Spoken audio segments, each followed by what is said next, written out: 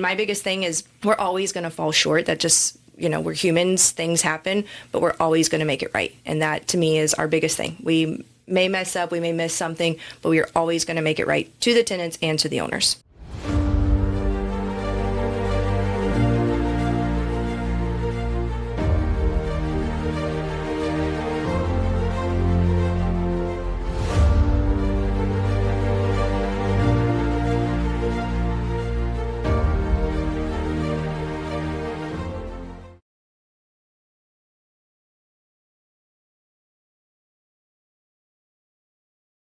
Hey, welcome back to the Real Estate Excellence Podcast. Today's guest is a Jacksonville native whose real estate journey began over a decade ago with a clear mission to help people through tough situations and bring life back to neighborhoods in need. From flipping distressed properties with heart through her company, Mac Home Development, to now leading one of Northeast Florida's premier property management firms, Roundtable Property Management. She's always put people before profits. She's not just elevating homes, she's elevating the industry, bringing unmatched passion, integrity, and innovation to everything she touches. As a CEO, investor, property manager, and mom, she is a true powerhouse in the local market. Let's welcome Cindy Browning to the show. Hello. Good morning. I'm glad you made it over today. Yes, thank you for having me. Yeah, we've been on a little bit of a delay. I'm glad Aaron reached out to you because I know I originally wanted to get you on a while back. But I think it's episode 258. All right, there we go. Lucky number. Yeah. So what I want to get out, and I kind of put in the streaming on Facebook, I kind of put out as the title, is really dig in, your mindset on property management. We have a lot of investors, of course, we're in Florida, so we've got, whether it's vacation rentals or just, your standard yearly rental to someone who just doesn't own a home or whatever the situation is. I'm sure we've got a lot of people who are moving in who want to rent first, too, to find out what these neighborhoods are all about. Yep. But, your mindset on that, I know you took over there, just short of 3 years. What are some of the things that you felt were needed and some changes you did there and what you're developing? And then why is property the biggest question that everyone has or needs to be convinced of? I don't even know how to really describe it, but property management can make life so much easier for you. Especially, managing one property might be okay. Yeah. But when you start getting 3 or 4, you probably want to bring in a professional. Yep. Yeah. Nightmare situations happened. Yeah. So kick us off. Tell us a little bit of your background before getting into real estate in general. I think it was 2011, if I remember on your. Tell us a little bit about Cindy. You went to First Coast High School. Yep. Tell us about growing up here and what actually did you envision yourself doing as a young person? So I had the plan to do sports marketing. I love sports, any sports. So that was my goal, was to do, go to college and do sports marketing. I did not end up going to college. I got pregnant at 18 and had a baby. So once I had her, my sister was like, you can't bartend, you're going to have to do something, you have to be there for your kid. Mm-hmm. It's like, great. Mm-hmm. So she actually got me in the business, and I got my real estate license in 2011. And I was working under a broker, just kind of as an assistant, doing things like that. So was your sister in the business? Yes, she actually owned a property management company years ago. Okay. So she was already in it, and she was like, "Yeah, you need to do it." And then I realized, I was like, I don't like this. It's not for me. It just, come to find out, I just wasn't with the right people. So I ended up partnering with somebody else, and we started flipping houses for investors. We did that for, I want to say 2-3 years, just doing theirs. And then I wanted to break away and create my own company and start flipping my own houses. So that's when I opened Mac Home Development and started renovating and flipping houses for myself. You said something there, a moment I want to catch, because I know we have a lot of real estate agents that listen to the show. You were with the wrong people, because at that time you were just doing residential real estate. Yep. And the importance, and I know you're over at Roundtable, which is, your Roundtable Property Management now, but Roundtable, you guys are in the same building, you bump elbows all the time. The importance, and you as a young realtor at that time, the importance of choosing the right brokerage. It was to kick off. Yeah, it was one of those things that I mean, I was pretty much an assistant at that point. People were just making me hold open houses. I was just kind of doing like the grunt work. And I was like, if this is real estate, this isn't for me. You didn't really feel they were giving you mentorship? Nothing. No, it was just more of like things they didn't want to do. Like, here, you do them. And I didn't know any better. I was only, 19 at the time, just getting my feet wet. But I mean, I had a breakdown one day. I cried and I was like, I don't want to do this. Like, this is not fun. This is not enjoyable. And then when my sister, helped me meet somebody else, that was when it was like, this is what it's supposed to be about. Like, this is the fun. This is the nitty gritty. Like, this is the stuff I like. But it took, going to, you don't know what you don't know, right. Being at one place and then going to another where you're like, oh, wow, okay, this is what it's supposed to be like. And it is really important. You have to have that support. You have to have people who have your back. Otherwise, you won't be successful. Well, just to give Howard a little commercial over there, you see what's going on over there. Yep. I have respect for their business and because Howard stays out in front of, and it's consistently adding, always adding value to his agents. And what you see over there, if you started at Roundtable, you think you might be on a different path today? Absolutely. I mean, he's always on top of it. Any law that comes out, any new paperwork, anything. And I mean, he's constantly training our agents on what's coming up and how to be ahead of the game. And I 100% think that if I started there, I probably, things would have been different. But again, it is what it is. But I hung my license, I want to say probably 5 or 6 years ago with Roundtable. I've learned so much. And just being around him on a daily basis, like he is a wealth of knowledge. Yeah. It's so important for the broker to continuing adding value. And like you said, what I like, of course, I see his little videos, his little reels that he puts out, just working through our challenges, which is, is one of the things you put in your bio. You like helping people through tough times. He's doing that constantly and helping people through some of these tough real estate transactions. And some of them are not always tough. It's just like a puzzle you got to put together. 100%. And all the new paperwork and all the new laws and all, like, it's something that if you don't really pay attention to, you are going to miss out on something. Well, now you're probably not getting paid or, it's just so much, but he just stays on top of it to make sure all the agents know what they're doing. All right. So you're flipping some homes. What kind of led you into that arena of the flight? You just saw an opportunity or kind of saw your first one and dove into it and said, oh my God, I like this? How'd you get into that? So the person that my sister ended up getting me to kind of work with, he was already flipping houses for investors. And once I started doing that, I was like, this is really fun. Like, this is what I like. You could be creative. There's always issues that come up, but problem solving, which is my favorite thing. And so I really dove in and I was like, I love this.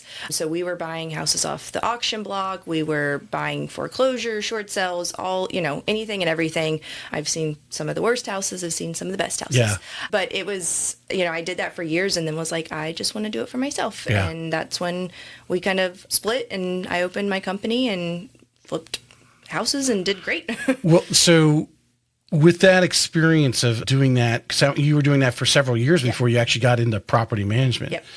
Because I think there's a connection between, to see Roundtable having their own property management company as well as being a residential real estate go hand in hand because you're out and you have this eye for these opportunities. Because I imagine the agents over there have people who are looking for properties of opportunity, and just kind of bridge that gap for us of what you learned in your house flipping and how you actually look at a house today from a standpoint of say, oh, this could be a good rental, this, your creativity. Yeah. How does that actually help you today? And then obviously encompasses all of Roundtable's services from property management as well as the residential real estate.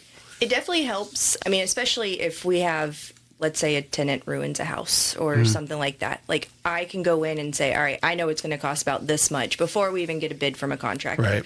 So it's helpful in that. Also, when repairs come up, I'll be able to tell an owner, hey, look, I'm reading this. It's going to be a new AC that's going to cost you, X, Y, Z. Right. So that's extremely helpful on this side. It's helpful when agents send, owners our way that when I go in the property, I can look at it and be like, look, this is, sell ready. Like, I think you just need to go that route. If the numbers make sense for you, then I can go in and look at it and go, well, I think this would make a really good rental if, again, the numbers make, sense for you. So my whole thing is I just want to make sure the owners are doing whatever works for them. So that's really my goal, is just I can go in and say, yeah, you need to do that and paint this or whatever to get, the value up. But, at the end of the day, we really are people over profit. So we just want to make sure everybody is doing what makes sense for their family. How is that? Because you come across with a lot of confidence, at least I can imagine when you're, because of your experience.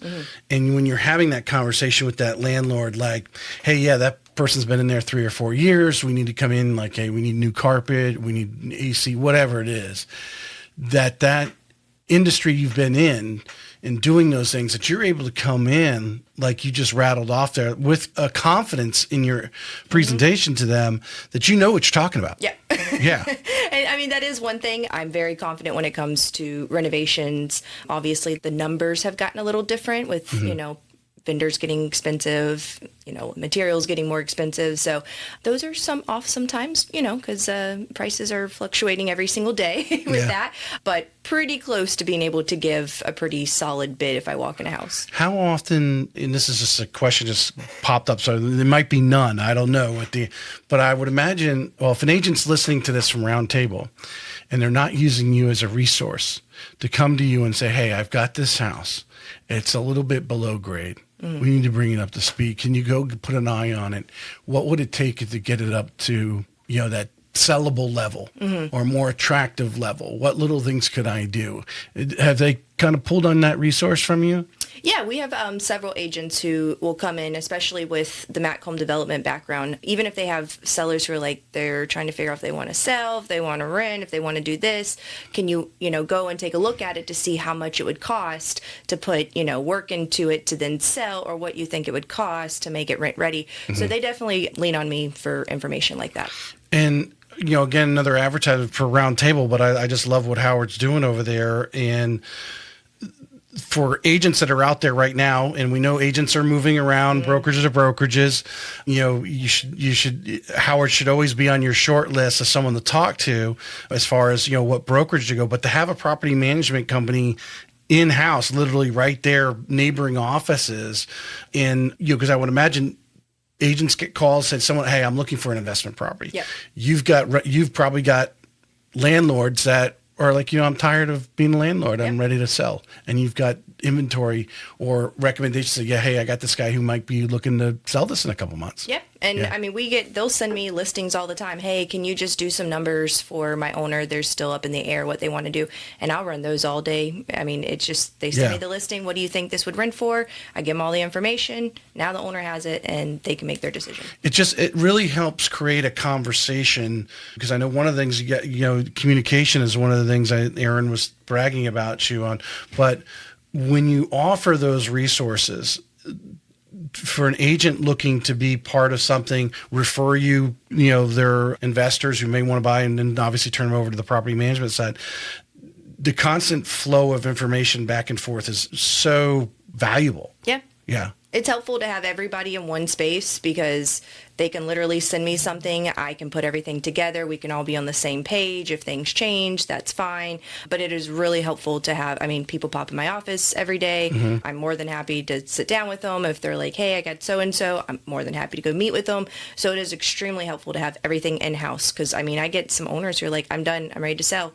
I'm like, well, here's one of our agents. Like, I don't do that part anymore. And they take it and do it. So when you have a lead to sell, does Howard take control of that, or he let you refer to the agent you want to refer to? We round robin them. Okay. Yeah. All right.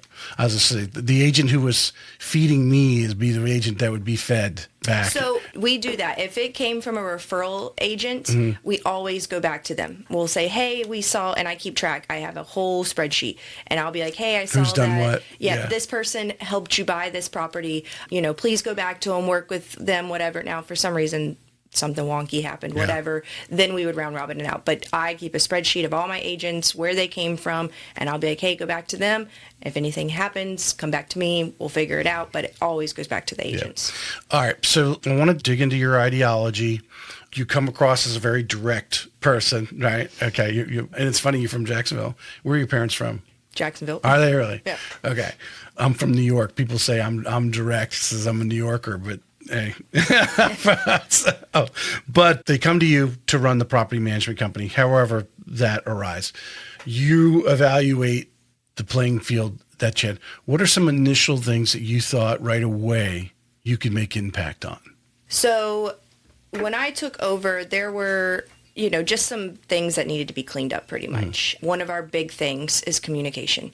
That's all tenants, owners, vendors, anybody wants is just to be communicated with. So that was just number one thing we are extremely transparent. You get an email if there's a work order. You get an email when the vendor's assigned. You get an email when there's an invoice.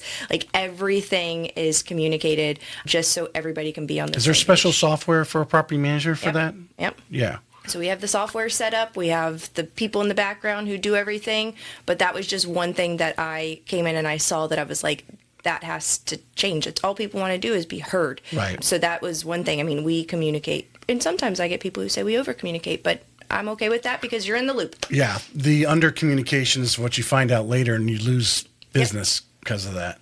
You generally don't lose business because you over communicate. No, I just get That people who very are like, oh rarely my happens. goodness, there's a lot of emails. Yeah. I'm like, turn them off. So I'm just imagining this software for a property management company, and it's sending out the alerts. So you probably put in there, obviously the vendor and their information, their contact email, their phone number, the landlord's information is going in there. So it's set up to trigger those emails or text messages to those certain people based on whatever. Yep. If they needed something fixed, to let them know, hey, landlord, so-and-so is going to be out there Monday morning at 10 o'clock. Yep. And then they're getting some other alert that, hey, it's finished and completed. 100%. And that's the software does it. Once we assign it, it triggers, trigger.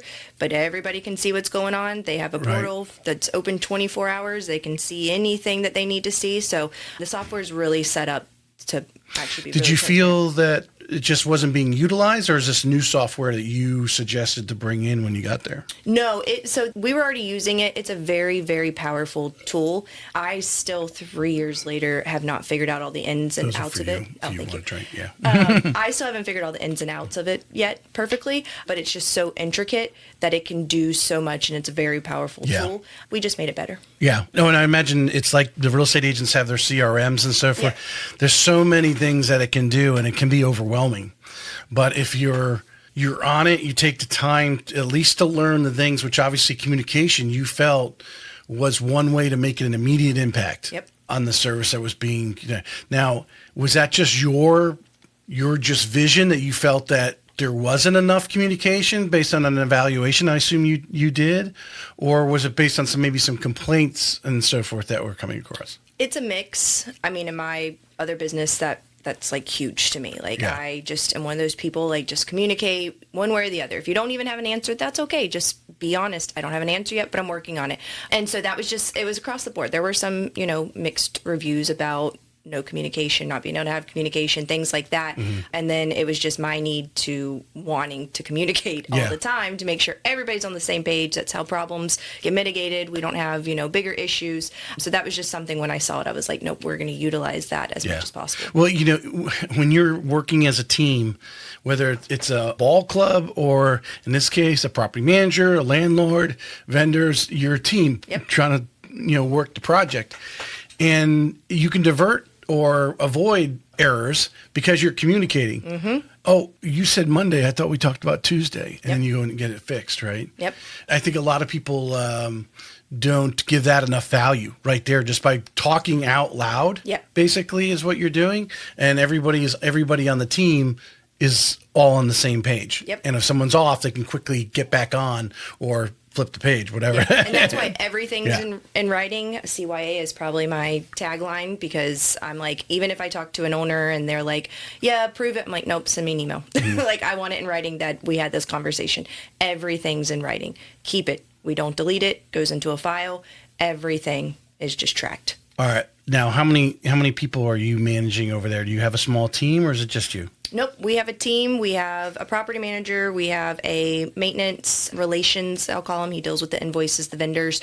We have 2 admin, marketing director, brokers, 500 vendors. So we got people everywhere. So at Roundtable, it sounds like you have about 5-6 people? Yep. Okay. All right. So imagine obviously a change of management. You come in there, some people might have still be there. I don't know. Maybe, did you bring in some new people? Yes. Okay. So we brought in 2 new people who work with me closely, and then our admins have been there, and then obviously our marketing director. Yeah. So. I would imagine probably one of the bigger pieces of being a property manager is, you said that, what'd you call that position that deals with the service providers? Oh, the maintenance relations. The maintenance, right? That's like a huge piece of your puzzle, because you can make or break your business as a property manager if the communication's not well with them, you don't have good service providers and so forth. So did you kind of mold that into Cindy's way of doing things? Tell us a little bit about that piece. Yeah, I mean, his only job is maintenance, work orders, invoices. That's it. And I want him to focus on that, because I would say one of our, and maybe for any property management company, maintenance and repairs are like our biggest issues. People want it done an hour ago. You know, they see one out. Well, you should have been there yesterday and knew about it. People really want things done, and they get upset if it's not, and understandable. Yeah. We have some empathy for that. So that is his job. He literally goes through the work orders, and every day he has to call and follow up. When are you getting out there? Let the owners know. Let the tenants know. That is all he does. He doesn't do anything else. And I created that position. He's actually, I think, only been with us for about 6 months, because I kept seeing these gaps that I was like, where am I missing something? And I was like, oh, him. Yeah. So he's been doing great, but that's all he does. He doesn't focus on anything else. Because, that's really, you work so hard to bring on a new landlord. Yep. And, I imagine you got renters that are applying with you too, and you're matching to homes that, apartments or whatever you have available. And they're looking back at you. So if the toilet doesn't work in the middle of the night or whatever the situation is, they're calling you, and it's how fast are you getting back out there? Yep.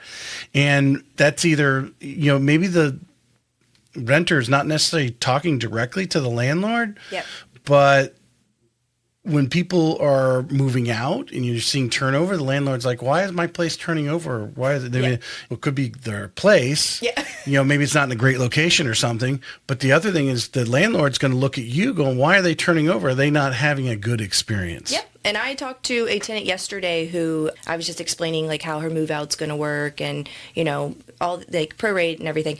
And she literally in the middle of the conversation said, I want to stop you real quick, that I have rented from other companies, and this has been the best experience I've ever had. Yeah. She said, I had one work order. You had people out the next day.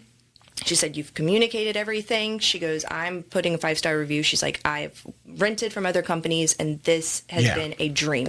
Yeah. So we obviously get the bad ones too. It is what, it happens. It's life. But, our goal is to get the work orders knocked out. Like, my people know that the work order, unless it's something crazy, we have to repipe, something like that, it has to be knocked out within 3 days. Done. Yeah. Yeah. Well, I think the stereotypical average, whatever, however you are, the mainstream renter doesn't have expendable cash savings typically. And, they maybe they're a single mom or dad, and they're running all over the place, and something's not working. It just adds stress to their life. And when you're there, like, hey, I'm, as soon as reasonably possible, you're out there the next morning, next day, whatever it is, the problem, and you're fixing it, just takes a lot of weight off them. It does. And people do get upset about it, and it's understandable. If you've had a long day, kids are crying, your boss is a jerk, you get home, your AC's not working, and it's 85 degrees in Florida, it's going to make people upset. Like, yes, it's, there's nothing we could have probably done about it. We didn't know about it. But I totally get it, and I have empathy for that. And I've taught my people, like, hey, we have to have empathy. Just let them know we're getting somebody out there. And most of our vendors can be there same day if it's a reasonable time, or next day, and we'll get it taken care of. Well, that's also your credibility with the vendors. Yep. Obviously they're probably going to put your call over an average homeowner's call a lot of times, because obviously you're giving them repeat business. They're treating you guys great, and you treat them great. And that relationship really is important. Yeah, and I brought a bunch of my vendors that I've used for 13 years over to the property management company. So my plumbers, my electricians, my AC person, my remediation I brought all of those people with me, and I was like, hey, you guys want to do property management stuff? And they're like, okay. But I've worked with them for so long, so we have that working relationship that it was easy just to plug them into the system, and like, you're going to start getting work orders. And that has been tremendous, because it's all my people that I know. Right. this is a good tip for agents that might be working here, because one of the things we talk about when I'm interviewing real estate agents, the top agents have a Rolodex of these type of people. Mm-hmm. What are some of the things that you do to keep that relationship strong so that you know they're going to answer the phone when you call? Pay them on time. It is the biggest thing they want. I mean, and I've seen in other situations, I've talked to some of my vendors, like, gosh, they only pay out on this day every single month, so you're waiting a whole 30 days. No, like, I'm going to make sure the money's in there, especially if it's a big repair. The owner's going to have to send me that money first. Or if I have money in the account for them, because we have reserves, I'm going to pay them. I pay once a week. So they're getting paid at least within 7 days. The invoices are going to be taken care of. And that's the biggest thing is they do a job, they want to get paid. Yeah. And so they got payroll to make, they got whatever. Yeah. So once a week, they all get paid. Yep. Great advice there. Systems. You've come in, I imagine there was a way of doing things before. You come in and take over. What are some of the systems that you've put in place? And if you could also, in that question, because I think things change over time as things evolve, maybe your vendor changes out, but the systems that you've brought in that you've seen that have really had a great return on investment. And I think that a lot of times the return on investment is just increased positive reviews and so forth. Talk about the systems you have there. So when I came in, I had to literally from scratch create a systems and processes. So I sat down and created a 15-page document of how everything works, all the questions we get, FAQs, and this is in a Google Doc that we're constantly changing. Mm-hmm. So if I mean, every day I'm like, oh, didn't think to put that in there and change it because you never know what's going to come up. So I will say the biggest thing for systems is creating a workflow for absolutely everything. And I had to do it all myself the first time just to make sure I knew what it looked like, how I wanted it done. But that's the biggest thing is just sit down, take the time, and figure out, all right, step one is this, and that goes to this, and that goes to that. And I have a whole chart of everything that needs to happen so nothing's skipped. Give me an example of how, like that flow chart you're talking about, something, I don't know, whatever service or something, whatever, the many different things that a property manager does, but like, give me like an example of something, whether it started here and how it goes through your flow chart. How did you create that? What makes it important to prioritize, whatever it is? Yeah. So we'll go in work orders. So work order comes in from a tenant. We immediately go in and we assign it to whatever that vendor is. So let's say the AC went out. Mm-hmm. We're going to assign it. We're then going to notify the owner via email, attach the work order of what's going on. We're going to immediately email the tenant. Here's your vendor. They're going to be out there. They have all your contact information. We're then going to set up an automatic reply within 1 business day to the vendor to make sure that they're scheduled, they're good. We're going to reach out to the tenant, let them know, hey, this is what's going on. You're not just leaving it out there for them everybody just to take care of whatever. Yeah. So then it just keeps going all the way down. And then once the work is completed, he has to make sure he has the invoice. He uploads the invoice. He then sends that to the owner just so they're, can review. We're going to pay it for them, but just so we're on the same page, he's going to, post it. We're going to close it out. That work order's done. He's then going to go back to the tenant. Hey, does everything look good? You happy? Yep, we're done. Love it. Love it. I can only imagine just statistically, there might be a couple other management companies in town that do that, but really the average property manager probably doesn't have something as detailed as that, because it takes a lot of, I think you have a project management mindset. And you project manage that whole 15-page document. Yep. An average person doesn't have that ability. No, and it took, and like I said, I did it from scratch. There was nothing there, but I knew that I wanted to do it my way and how it's going to flow, because I don't like conflict, and in property management, unfortunately, we have to deal with that. So my whole goal is minimize conflict, liability, and reduce anger. That's all I want to do. So that when I created, I was just like, how can we be as efficient as possible? Yeah. And I have a workflow for move in, move out, mid-month inspections. I have one for everything. Right.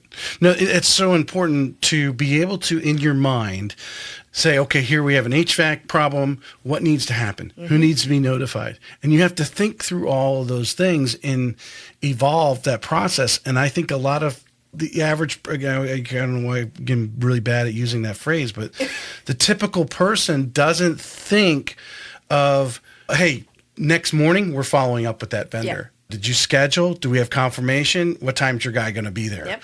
And they would just let it flow, and then they would blame them and say, and when someone complained, hey, they haven't showed up yet. Oh, And then now you're calling and you're being reactive versus proactive. Because like you said, you're trying to minimize conflict. Yep. You know there's going to be conflict. Can Always. I minimize it? Yep.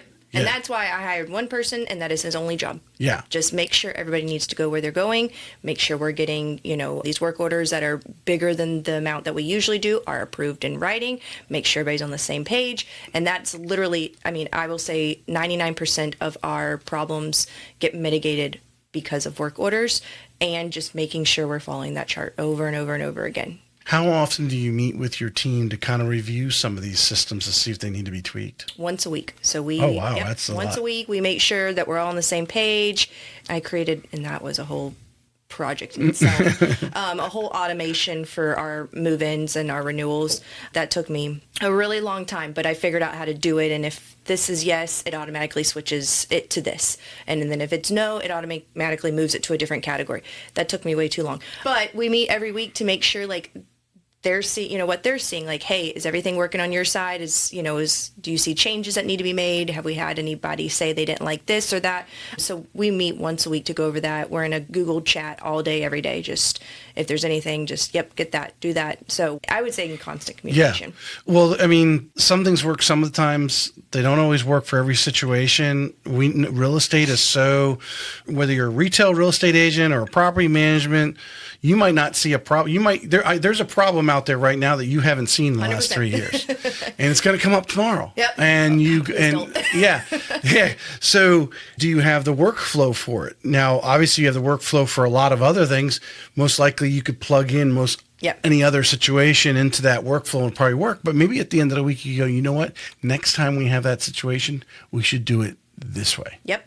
Yeah. And my big thing I love problem solving. If there's a problem, great. There's a solution, and that's why I like it. We can figure it out, and we'll get some crazy ones. We had a tenant who he was taking a shower and passed out and hit his head, and a week later I get a phone call saying, hey, I showed back up at the house and it's full of mold. And I was like, what do you mean? What happened? So I immediately go out to the house, and he has a bandage on, and I was like, what? And he was like, I don't know, but I had the AC off. The fire department came and took me away. My daughter found me, and he hit his head so hard that it broke a pipe behind the wall. So, oh my goodness. So it had been leaking for 7 days with no AC. So, mold up to here, bathroom, everything's ruined.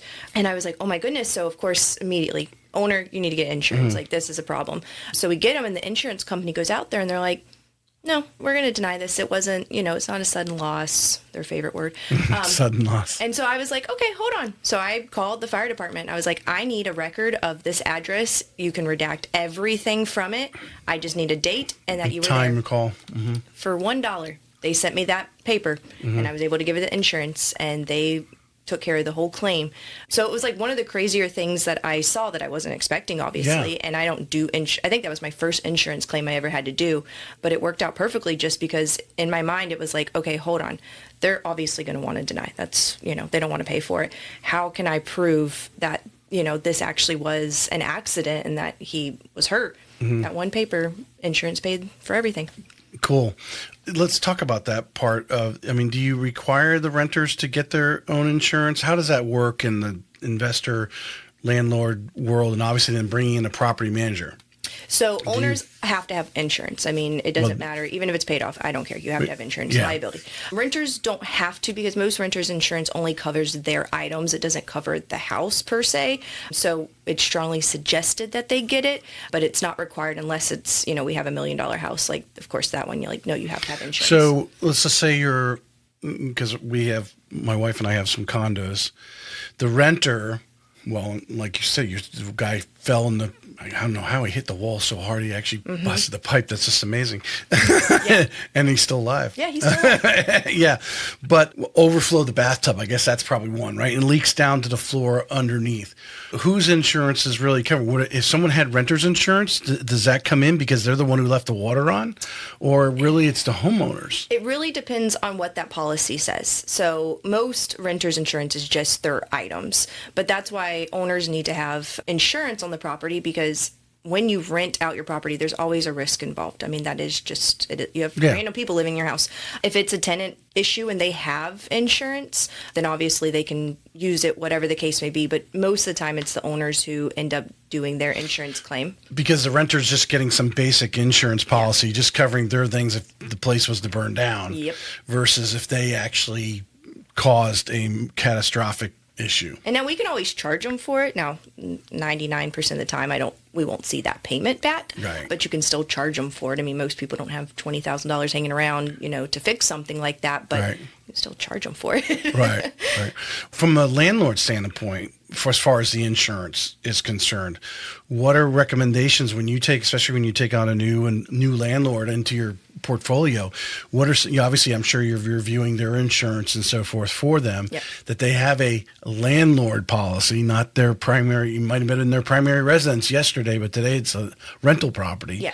Making sure they're upgrading it. Is there certain coverages or anything that you maybe have established as a baseline? So since it's not my specialty, I don't actually get into that with them because I don't do insurance. I don't know much about insurance. So I always tell them, I'm like, look, you need to call your insurance agent, tell them your plan that you're going to rent out the property and make sure that you're covered. I don't want to get involved in that because, again, you could give me an insurance policy and I'd be, cool, that looks great. And it could be awful. I don't know. So I always tell them, I'm like, just like a mortgage. I'd be like, no, go talk to your mortgage and make sure they're good with everything. So no, I always refer them back to their insurance agent. You need to let them know your intent. I would think it's a little different, than car insurance. You can get some minimal coverage. Someone gets hurt. You don't necessarily have that per se in a house where you can really mix in and maybe your deductible, right? Your deductible is a big part of how much you pay. Yeah. Whether you raise or lower that. The insurance itself is going to obviously want to cover the house. Should the house burn down to the ground, they can rebuild the house. They're going to put enough insurance on for that. But I would imagine that we have a lot of people out there who may not be using a property management company that has reviewed their insurance policy that is still using a primary residence insurance policy and never upgraded it to that landlord. Yeah. What kind of liability are they putting themselves into? Pretty big liability because I mean the insurance if it does burn down and a renter's in there and they didn't change their insurance and they find out, they could deny coverage. So that's why, I mean, I do put on the owners, it's not worth it. No, because at the end of the day, yes, it might be a higher deductible, it might be whatever, but if you have a burned down house and, you're not going to want to pay, $400,000 to rebuild the whole thing. What is the most common situation where you are actually, the bigger situations? My guess would be water damage, but yeah. Water damage is the biggest ones that we have seen. We had a eviction that we were doing. The girl, we don't know when she left. We showed up there with officers, go in, pulled the wash machine out. It just went through the house, left the water running. So by the time we got there, we're like, oh, there's water everywhere. So water is probably the number one thing. Knock on wood, we haven't had fire, anything like that. But since we're in Florida, water and mold are two things that we constantly see because small leaks create mold. You got to tear everything out. You got to make sure it's done correctly. You got to get the remediation company. So that would be our biggest thing that we always see is water damage. As a management company, and maybe you have a long-term landlord, whether the same person's been in there or just been managing the property for years, do you do checkups? Because those water lines to the washing machine, they should be changed out every few years. Yep. Are you doing those kind of things for those long-term clients? Yeah, so one thing that I implemented when I took over was 3 inspections yearly. So we have a third-party inspection company that goes in. Now, it's not a normal home inspection where they're on the roof and, all of that. Right. But they go in and they check things like that to make sure there's no leaks, there's no issues. So we do 3 of those a year. We do a move-in, we do a 6-month, and we do a renewal or a move-out. So we're constantly keeping track of these. We give them to the owners. We upload it to their portal. Hey, this is what your property looks like. This is what's going on. So that is definitely something that we started because I just want to make sure that we can keep eyes on it. So if there is a small problem, we can fix it before it's a big problem. Right. Well, minimizing conflict. Yes. That's what you're doing. And I think a lot of people will neglect that. I think it talks about the first class service that you're providing to be doing those checks because the last thing you want to do is that water line break or whatever. The washing machine line's been there for 10 years and all of a sudden they burst, and that water runs for hours. Yep. And you come in and there's a puddle in the house, you're replacing flooring, you've got to relocate the renter. Yep. Oh, it's just a nightmare. Yeah. And I've only had 1 or 2 owners balk at having, because we only make them pay for the 6 month. But I'm like, you have to understand that you would rather know now, 6 months into the lease, than a year later where that small thing that we could have seen is now this huge, and it's going to cost you more money than what the inspection costs. And then your insurance policy's going up because you made an insurance claim, et cetera, et cetera. Yeah, I don't think we always called it in the business stepping over a quarter to pick up a nickel. You are really missing out because you're trying to save that penny. Yes. A penny saved is a penny. That's what it is.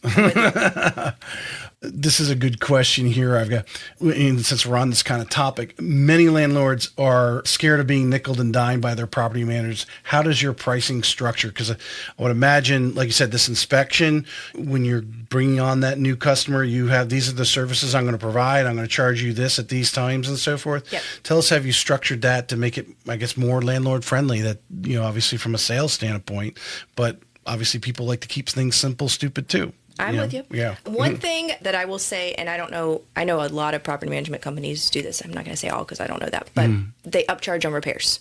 So a vendor comes in and they take, they charge 10% for, having to facilitate it. We don't upcharge on repairs. Whatever the vendor gives us, we're giving them. It's not worth it to us. We want to make sure they're doing a good job. So that's one way we keep our costs low, is that we're not nickel and diming on repairs. We don't have like a base where it's like, if we send somebody out there, it's $300 no matter what. It doesn't work like that. Whatever they're saying, if it's $85, you got to pay $85. Like, it is what it is. And then all of our management agreements have everything written out. There's no gray area.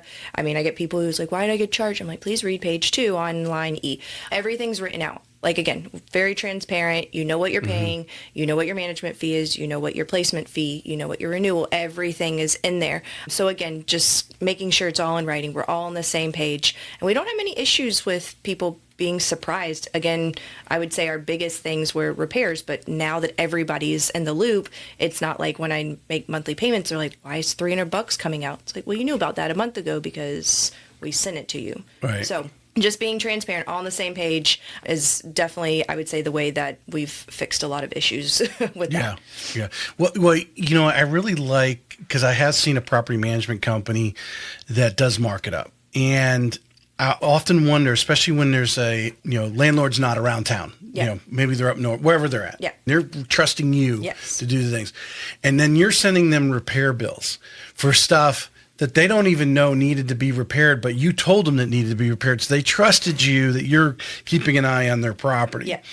And when you're not marking up the invoice, it tells them that you're doing what needs to be done. You have no motivation to have services done on their property because you're not making any more money on it. Nope.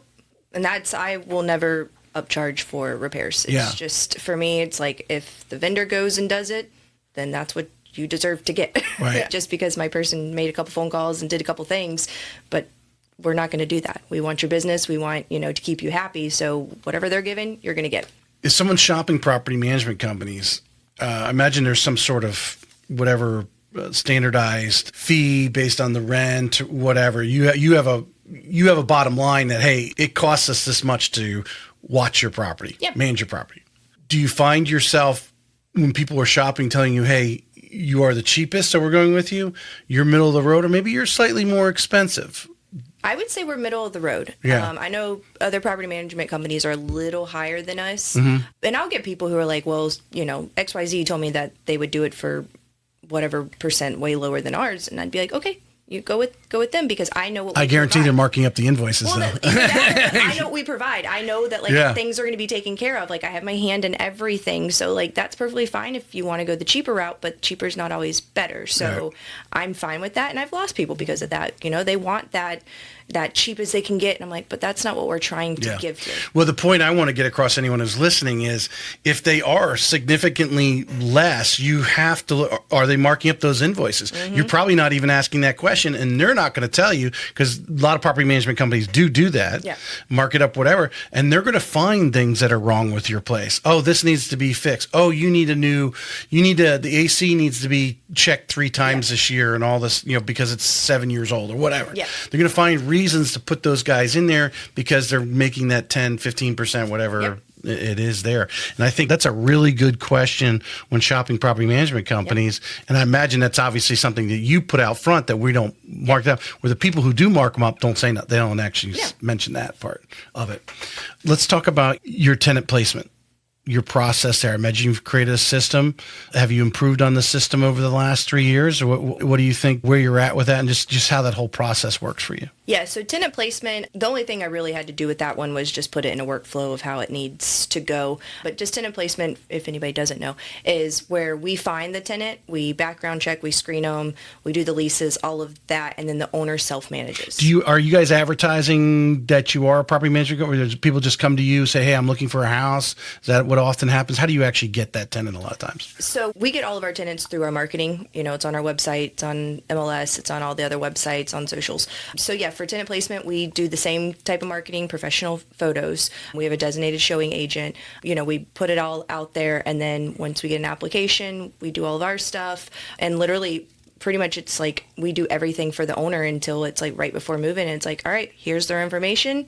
I'm going to send you the security deposit when they move in, and you get to self-manage. And it's really easy. I tell people, because they're like, how hard? I'm like, it's super quick. So if I heard you correctly there, that self-manage, so you have some clients, landlords, that self-manage themselves, but they use you for... Correct. The finder. Yeah, they don't want to deal with the phone calls. They don't want to deal with the showings. A lot of our owners don't live here. I have people in California. I have them in Hawaii, Germany. So a lot of people don't live here. So they go, all right, well, I can self-manage because if it's just one thing or, this or that. But in the initial of doing all the before stuff. They're not here to actually see the person that you got in front of you. Yeah. Pulling credit. That sort of thing. Because now I imagine there's a lot of compliance involved there. That's probably the biggest thing is when the clients is, obviously you're not redlining, pointing people in certain ways or showing certain houses and so forth. There's a huge amount of compliance there. So when you are talking to a landlord and again, someone who may be listening to this, that piece of who you're renting to is a liability. Yes. Yeah. And in our tenant placement packages for owners, we don't let owners have too much say in how they pick the tenants. If they pass our, criteria that we have set up in the system because of fair housing law, HUD does not care. You can do a free complaint on HUD and they will investigate it. And I've done case studies where property management companies have denied, even owners have denied because they were a certain race or they had too many kids, something of the sort that's protected class, and $150,000 that they had to pay. It's not worth it, and it's free for anybody to do. So I tell owners, I'm like, unless it's something where maybe their credit score is a little low, or maybe I see something like this, I'll involve them, but I don't go to them with that information of yes, they are married, we just don't do it. It keeps the landlord separated. Yes. From that and their exposure. Yeah, and I've had people who have gotten very upset about that, but it is in the paperwork, and it is to protect them because all it takes is a tenant to go, I bet they're doing this. Well, now you have a lawsuit on your hands that I want nothing to be a part of. Right. They could say the management company handled everything. That's exactly. You go deal with them. Exactly. Let's talk about some of the little things like you said. Can the landlord, the state of Florida obviously has this. Can they restrict pets or no pets? Is that something that, can they say, hey, I'm going to rent, but I don't allow pets? Correct. So you can say pets or no pets. The only one you can't is a service animal or an ESA, which is your emotional support animal. Yeah. And so I tell people, and I've had people who are like, absolutely no pets. And I said, I can't help you. I have a license. I have to follow the law. You as a private owner can decide what you want to do, but I just can't do that. So if they come in with service or an ESA, you have to do it. I would imagine the only thing that restricts the dog size is like maybe the HOA or a condo association says, hey, we only allow dogs up to a certain pound. Yeah. So we have to do that. We have to do that kind of background. So if we manage an HOA, we have to see their documents to see what it is, because we have one now that they don't allow pets at all in the community unless you live like you're an owner. Right. So it's one of those that like, and we'll let people know like in the privates, like, hey, you know, we can't do this because of HOA rules, but that's stuff that we have to read beforehand to get that information. Is there anything else that's just kind of the typical surface level thing? Is there anything else out there that, what can landlords be restrictive of who they rent it to when they're using a property management company? Because they can't say, I don't allow a family. They can't say things like that. I mean, really the only thing is, like I said, in our system, we have a criteria. They have to have a certain credit score. They have to make a certain amount of money. They can't have, criminal background, evictions, things like that. That's really the only things that we can kind of go off of. Everything else is, protected. So, I mean, and I tell people, I'm like, if they pass that background, unless I see something really wonky, they've done what they need to do. So there's no reason not to approve them.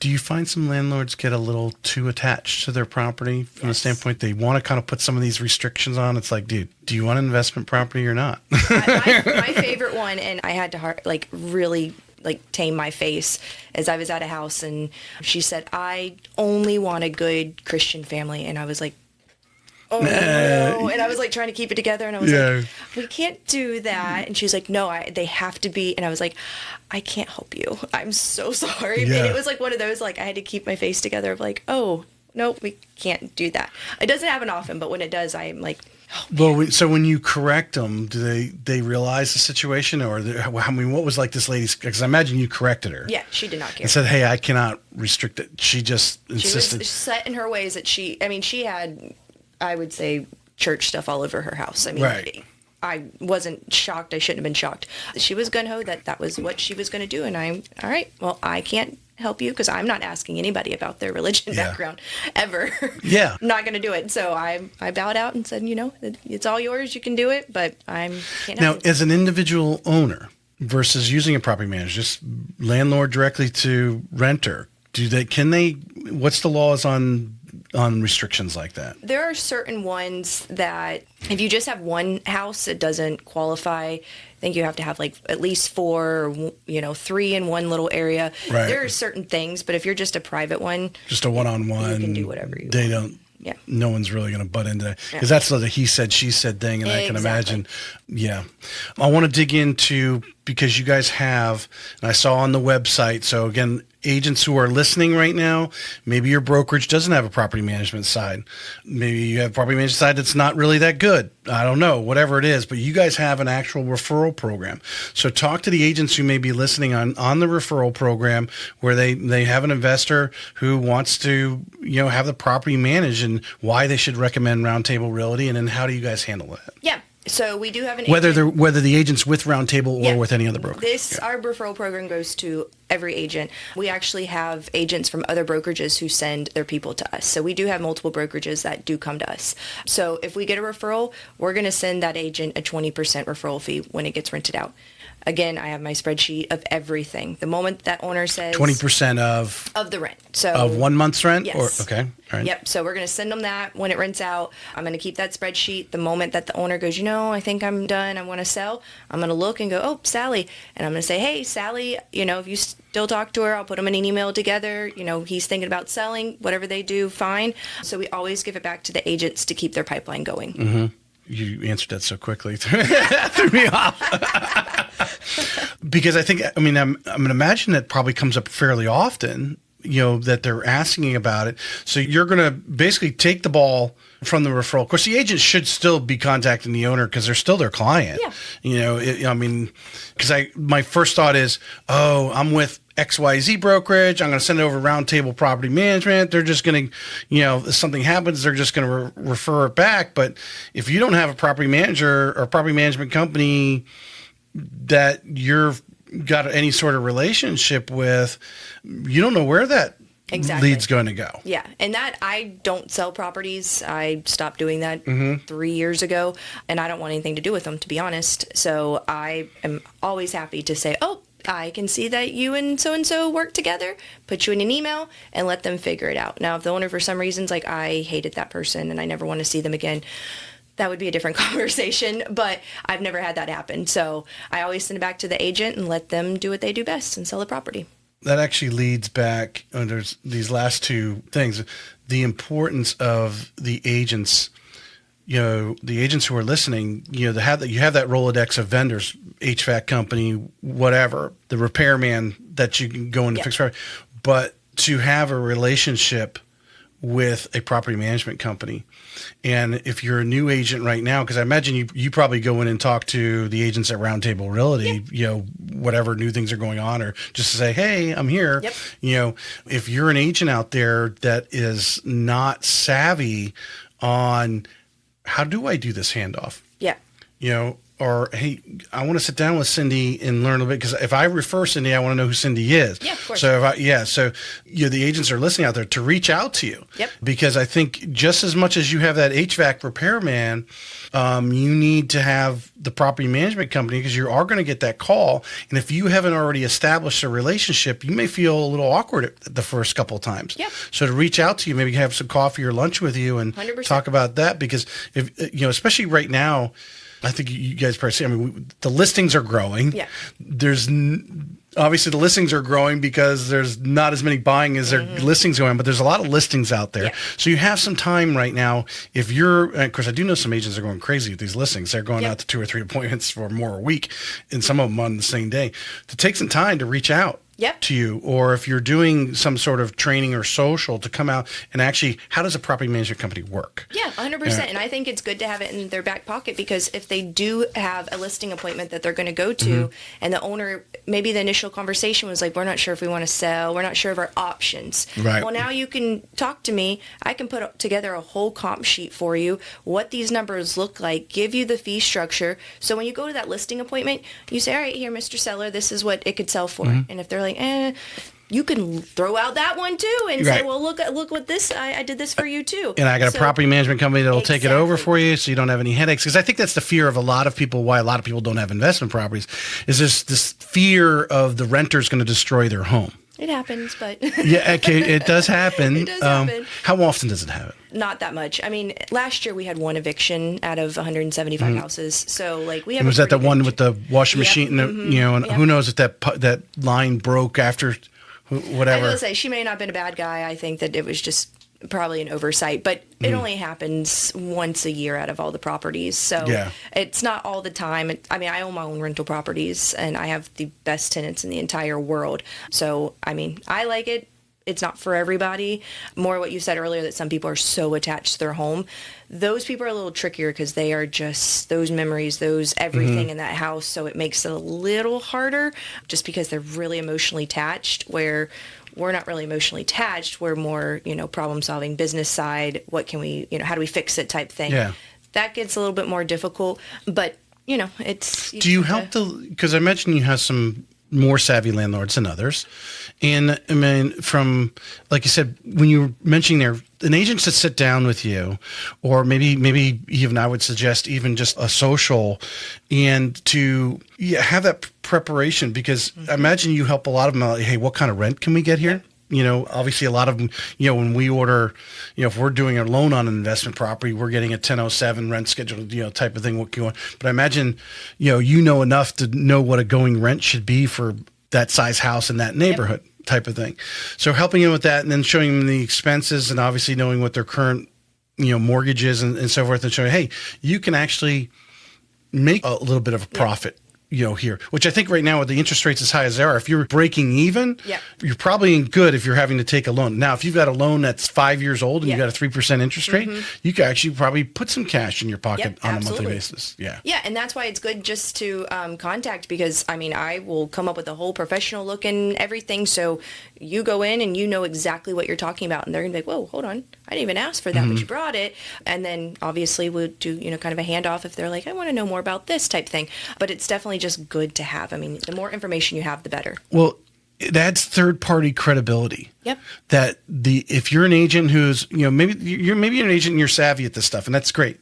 But if you're not, to reach out to you, to throw that presentation together, say, hey, I'm going over and doing this listing presentation. Not sure it's in this neighborhood with all these builders going on. Renting might be their best thing. To actually have that there so they can actually see, or at least have it in your back pocket. Of course. And I'm always happy to answer questions because, I swear new things come up every day, but I'll help them walk it through it, especially if, I manage probably in every different HOA. Like there's some wonky ones that you can't do this and you can do that, that I can help with things like, those questions that even the owner might ask, well, what do you know about this? And we've already had the conversation, so you already know how to answer it, and you're not just standing there like... So it is really helpful just to get you more prepared for listing appointments. Do you feel probably the biggest thing a lot of people fall short of when whether or not they're going to use a property manager or not is really that liability piece? Like you were mentioning before, you don't really let the landlords have really any interaction with the renter that you're putting in there because it keeps their hands clean, so to speak. But people really underestimate the liability of not using a property management company. 100%. That is our whole job, as I actually say it to people, is we are more about reducing liability than anything else. Yes, we're managing the properties, but it's to reduce liability. Florida, there is timelines, there's legal forms. Everything has to be done correctly, or you can miss out on a lot of things. Eviction-wise, you have to have your paper in order, your ledgers in order. You have to have everything down to a T to get that pushed through. Same goes with your, when they move out, 30 days. You have to follow that timeline to a T, or you have to give them back their money. So there are so many things that people just don't understand. They're like, oh, it's fine, I'll just do it. Cool, you can, but if and when the problem arises, you're going to either have to Google ChatGPT, like, how do I get out of this situation? Or, work with a property manager. Or you're calling a lawyer. Exactly. I need help. So, it's all about reducing liability, and that's our main thing. It's just like taking the stress out of it. Let us deal with it. We have everything in place, and then, we don't have to worry about those issues. You mentioned lawyer. On the other hand, we've got accountants. I would imagine it's nice at the end of the year you have a report that's printed out for them to do their taxes with. Yep. Yeah. So they get a cash flow statement, all money in, all money out. They get their 1099. It can be uploaded. It can be mailed to them. They can pick it up themselves. That's in their portal 24/7. We have a bookkeeper who every month does our bank reconciliations, make sure everything looks good. It's on, it's on point. We're in compliance. So everything is already done for them. They just print it, take it to their accountant, and let them deal with it. Boom. Because that's another liability. Yep. The IRS coming back on you, we don't know when that's ever going to happen. It may never happen. I think statistically, most people don't, but they come back and do an audit and you're doing scrupulous stuff. You've got everything locked. Hey, here's all the evidence, and that's passed forward. Again, removing all liability from your investment property here. 100%. All right, let's finish with a couple horror stories. Give me, because that's what I think the audience wants to. And then, how did you rectify it? Because I think this stuff happens. Yep. You had the bad, because I imagine I could ask you stories of you have great renters, and they were in there for years, always paid on time, and they painted the place, and the place was better than when they got it originally. You have those stories too. Yep. But for those possible landlords out there, or people thinking about being, give us a couple of situations you've had in the last whatever year, and then how did you I imagine obviously you rectified it, got it fixed for them, and they're renting again. Yeah. So I'll do two different stories. Yeah. One, a tenant moved out of the property, so we go to take a look at it. I'm pretty sure there was a hole in every wall. Like it just was a random punch. Whatever chair. It was. Yeah. Carpet's completely ruined, cabinets off, lights broken. I don't know if they were angry or what they were, but you had no foreshadowing of this. Yeah, it wasn't like they were complainers or anything like that. They just said, hey, our lease is up, we're moving out. We never had any issues with them. And then I got an email from one of the tenants who him and the other guy were roommates, and he's like, I just want to let you know that my roommate peed everywhere in the house.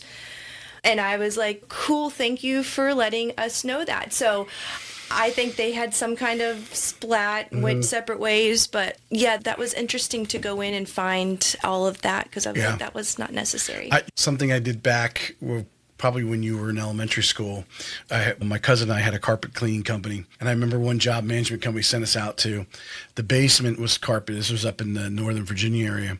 And literally there was burn holes. Oh. in the carpet. I mean, it was like they went around with the cigarette and just like, Doop, doop, doop. yeah.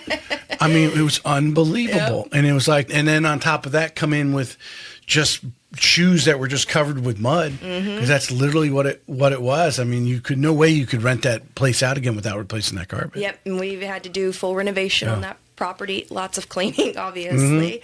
But yeah, that was probably one of the random. I mean, obviously we get like people who get evicted who have different things. So that situation, you got the holes punched in the walls.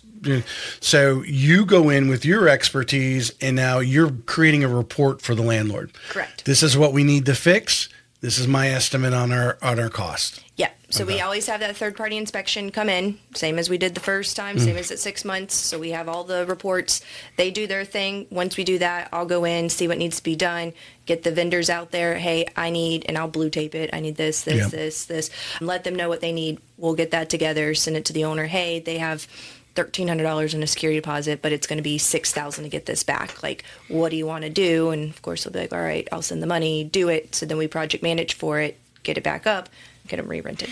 How difficult is like a client like that clearly knows they destroyed the house when you don't send them their $1,300 back? If it's obviously, they know. They just know. I will always tell if a property is going to be good or bad is if a tenant comes to our office to physically hand us keys, or if they call and say, I left the keys in the house. I immediately know that the house is not okay. Yeah. First, you didn't come in the office to fill out the key receipt. Why didn't you do? And immediately I'm like, it's not in good shape. So that's just like a light bulb that goes off. But usually, like for ones like that, we back charge them for all that stuff. Like that's neglect. Like that wasn't just normal wear and tear. So then, we have to send it to collections. And again, I've only gotten people to pay that once or twice. But I mean, the owner can take them to small claims court if they really want the money for it. But yeah, that's what we do is we charge them for it. They don't often pursue it. Is that? It depends. Something like that where they're pretty much $5,000 out. I will say that falls into small claims. I had an owner who did it and worked with law to do it, and they sent the letter, and the guy ended up actually bringing a $12,000 check for the damage that he created because he broke his lease early, and he paid for all the back rent and the damages and sent them a check. So it does work. Not every owner wants to go through the process, and we're not attorneys, so we can't do it for them. Right. But the one that did, he got paid for it. Yeah. Wow. All right. So that's one story. You said you had two. Yes. So, so evictions, I mean, I imagine you got that house probably back up to speed in a few weeks. Yeah. Yeah. Okay. Yeah. It's been rented for quite a while. So one of the worst ones I will say, so like I said, evictions, we only do one a year, and it's always somebody who starts out beautiful. I mean, 6 months they're paying, you don't have any issues, and then it's like something in life changes. Yeah, lose a job death, sickness, whatever happens. And this lady, I kept working with her, like, come on, we can get you back up. Like, don't make me do an eviction. She was so sweet. And then finally she just kind of stopped responding, and I was like, all right, so we got to do the process. Like, you're not giving me anything to work with here. And I knew that she was not going, the court, you go through the court system, the sheriff has to give the writ, we have to show up. And I knew for a fact that she was still going to be there. And sure enough, we show up at the sheriff's office, and she had not packed anything. Everything was still there. They gave her 10 minutes to grab what she could, pretty much, and locked it up. And it was probably one of the worst ones, because I was like, it was just so frustrating, because like, I told you what was going to happen. Like, I warned you, like, and it was like, I wanted to help her so badly, but it was like, I can't do it for her. Like, I can't force her to get her stuff together. But that was one of the like worst ones for me, is I was just like, man, I wanted us to get through this so easily. Right. And we did. How long is that process? How long did that take for you got to from the point where you're like, okay, I got to file? Yeah. 4 weeks normally. If you get around that holiday, Thanksgiving, Christmas, you can probably be pushed out 6 weeks, because, they close for everything. But usually pretty quick, especially if there's no contesting from the tenant, and they're just like, how far behind do they have to be before you file? What are I guess, because I imagine when you file for an eviction, you have to put on their reasons. Yeah, so you can do it literally the day that rent's due. By Florida law, rent is due on. So 30 days. They're 31 days late. You can do it the first day. You can say rent's due on the first, and by the second you can file an eviction. Of course, it costs you money, and it's not really worth it. You start with the 3-day letter. That's kind of like a hey. And I don't do 3-day letters until later in the week. Just give people time. Like, we're not trying to be jerks. I don't want to kick anybody out, and I don't want the owner to have to pay for it either. So I will do everything in my power to like, hi, send me your hopefully rent. Save it. Yes. It's my last thing that I have to do. So, but yeah, you get the 3-day letter, and then if still nothing, then it goes to the attorneys, and they, do their jazz to take it through. But that is not my first line of defense. So what are the steps that are required? Like when you go to file that, you have sent them a 3-day letter. That's an actual. Yep. So it has to be posted on their property or certified mail pretty much, or handed to them. So we have somebody post that on, whatever day we send it out on. We give them a couple, they have 3 business days, holidays and weekends don't count. So whatever that day is, let's say it's the 12th. Well, on the 13th, still nothing. I'll still follow up. Hey, it's up now. Like, what are you going to do? I get some people who, will work with us and we'll put them on a payment plan. Otherwise, if we don't hear from them or they're like, nope, not paying, we send it to our attorney with all the lease and information for them and let them pretty much take it from there. So really within like 2 weeks of them not paying, if they're not even responding to you, hey, I've tried numerous times. You're not even saying hi to me. Yep. You're going to the attorney and Pretty filing. much. Yep. Yeah. And we can always stop it. It's one of those things that until it like actually hits the court, we can still stop it. I mean, and I tell people, it's kind of like a foreclosure. I mean, you literally can make payment up to the day. Right. Yeah. So yeah, it's our last line of defense, and we don't have to do many of them, but it still happens. Yeah. You mentioned a telltale sign is when they don't turn their keys Always. in. Now, imagine you have a lot of great renters like this lady was at the beginning, so that's not really any red flag. You just have someone who makes their payment on time and hasn't had any issues. Yep. That's probably a lot of your rentals. Yep. Is there any other kind of telltale signs to someone who might be a landlord out there? It's like, because I imagine a lot of people try to be empathetic and but at some point you're like, this is business. Yep. And that's the hard part is, and I tell owners, I'm like, we are your middle person. Like, let us deal with it. Like, yes, I have empathy, but I also know that it is a business. And so they can give me some story and I'll be like, okay, I understand that. Totally get it. Let's do a payment plan. And if they're like, well, I don't want to do that. Okay, well, what do you want me to do? I'm throwing you a rope here. I'm trying to help you. Yeah. So yeah, I mean, that's telltale signs are usually when if you get somebody, they're great for a while and then it's just excuses. Things are coming up. I mean, it's just something to pay attention to of like, okay, this is starting to happen. And so they're either taking advantage or they do have something happening, but it's to keep an eye on so you can catch it early or especially not be caught off guard. So of your years in property management with just these scenarios going on, you've kind of attuned to some of these things. Yes. I imagine you and your team are trained to document everything.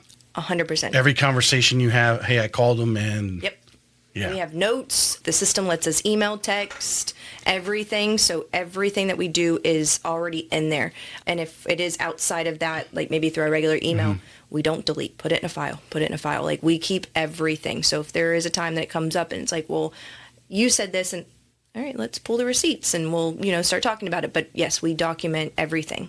All right. Not that you haven't sold Roundtable Property Management here today with all your explanation. And I think anyone listening, if you've listened to this whole podcast, you were right off with every answer. You are very confident in what you're doing. You're on top of your game, basically, is what I'm saying. But I'm going to throw this last question at you. This is your 30, 90 second, whatever elevator pitch. Okay. Your advertisement. Maybe Aaron will cut this last minute out here. But maybe we could put it on Facebook with that other video. Yeah, that other video app. Why, if I'm a landlord listening to this right now, or I'm a real estate agent who has an investor, that might be a referral for you. Why should they call Cindy and your team at Roundtable Property Management? So as quickly as I can, like I said, I own rental properties. I've used other property management companies. I saw where they fell short. I saw where there was things I didn't like. Again, my major thing is communication. That was one thing. I could never get a hold of my property manager. I never knew what was going on. I never knew. We are built on communication. If it's email, if it's text, if it's calls, if it's in person, there's always somebody to talk to during the week. So for me, that is the biggest strength that we have. And I think, especially in this day and age where a lot of companies are pushing people off and now you're escalating to another rep and you're like, I just want an answer, that's all we want. I feel like we've bridged that gap. So when you're calling Comcast and you're so frustrated and you're like, I want to speak to somebody else. No, you're going to speak to one person who's going to get you that answer. They may not have it right this second, but they're going to get you that answer. And my biggest thing is we're always going to fall short. That just we're humans, things happen, but we're always going to make it right. And that to me is our biggest thing. We may mess up, we may miss something, but we are always going to make it right to the tenants and to the owners. I think, having listened to you for the last hour and 15 minutes or our conversation, I think there's two things that I think I would add to or at least make it a point, your systems and your proactivity. Because I think as a landlord handing you over a property and I'm not here to go by and see it, you're being proactive with the inspections that you're talking about. You're trying to prevent, and I would actually track. It would be interesting to track because of your proactivity, which I guarantee a lot of property management companies are not even offering that ability to go out and do these inspections, that how you're avoiding insurance claims, for example. Yep. Avoiding the conflict because you're a conflict mitigator and you're trying to minimize that so greatly. And the last thing a landlord needs is have to do an insurance claim on a house, and then their insurance is going up because that is a big topic in Florida right now. That is true. Yeah. That is very true. Just to catch that, not that you didn't mean to say that, it's there. And I think it's a great, if I'm looking for a property management company and you were explaining that to me, I'd be like, yeah, that makes sense. Yeah. Because you have the service and then the benefit is, hey, you're less likely to have an insurance claim because we're checking on those things for you. And that's going to save you a long run. Because I think most landlord, would you agree or disagree? You deal with it all day long. You have to look investment property, especially right now. You have to look at it from a long game, like 3-5+ years. Yep. It can't be, hey, am I making $1 next month? 100%. Yeah. So you want to obviously have good clients in there for a long period of time and minimize your repairs. Yep, 100%. Right? Yeah. That's all we want to do. Yeah, exactly. We take the stress out of it, and, it's not a set it or forget it. We're constantly hands-on every day to make sure that we're doing the right thing. Yep. Beautiful. Appreciate you coming on. Absolutely. Thanks for having me. Anything you like to add? That's it. All right. Thanks for coming. Thank you. All right. This may be it for today's episode of Real Estate Excellence, but we both know your pursuit of excellence doesn't stop here. To connect with the best of the best and really take your skills to the next level, join our community by visiting TracyHayesPodcast.com, where you'll meet more like-minded individuals looking to expand their inner circle and their personal experience. That's available at TracyHayesPodcast.com.